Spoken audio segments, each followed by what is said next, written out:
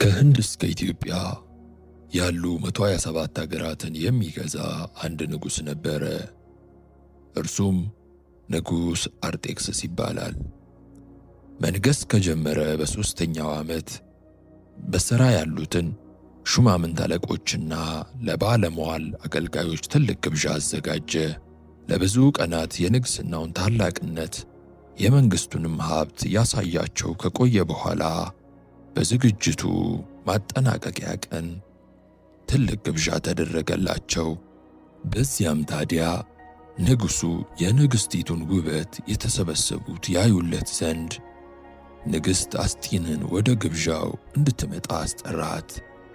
ንግሥቲቱ ግን ትእዛዙን አልቀበለም ብላ እምቢ አለች።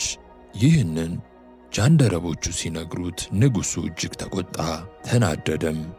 ንጉሡንም ባለመታዘዟ ምክንያት ሕግ አዋቂዎች ተሰብስበው ፈረዱባትና ንግሥትነቷን አጣች። በዚያ የተነሳ ለንጉሡ ከከተማው ካሉ ደናግል ሴቶች ይፈለጉና ለንጉሡ ይቅረቡለት፣ ንጉሡም የወደዳትን ንግሥቱ ያድርጋት ብለው አገልጋዮቹ መልከ መልካም የሆነች ሴት መፈለግ ጀመሩ።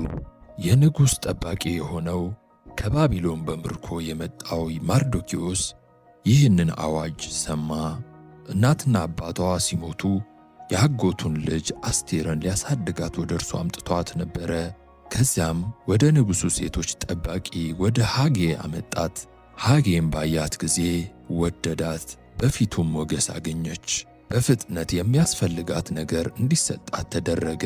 ለ6 ወራት ራሳቸውን ሲጠብቁ ሲንከባከቡ ንጉሡ ጋር ቆንጆ ሆኖ ለመቅረብ ሲዘጋጁ ከቆዩ በኋላ ወደ ንጉሥ የሚቀርቡበት ጊዜ ደረሰ። ቆነጃጅቶቹም በንጉሥ ያስመርጠናል፣ ቆንጆ ያደርገናል የሚሉትን ነገር በሙሉ እየተጠቀሙ ወደ ንጉሡ ተራ በተራ መግባት ጀመሩ። ነገር ግን ከአስቴር በፊት የገቡት ቆነጃጅት ሁሉ ተመልሰው ይወጡ ነበረ። አንዴ ከንጉሥ ቤት ከወጡ መልሰው መግባት አይችሉም ነበረ። የአስቴር ተራዋ ደረሰና ወደ ንጉሡ ገባች። አስቴር በሚያዩት ሰዎች ሁሉ ፊት ሞገስን አግኝታ ነበረ። ንጉሡም ሲያያት ከሴቶቹ ሁሉ ይልቅ ወደዳት፣ በፊቱ ሞገስ አገኘ።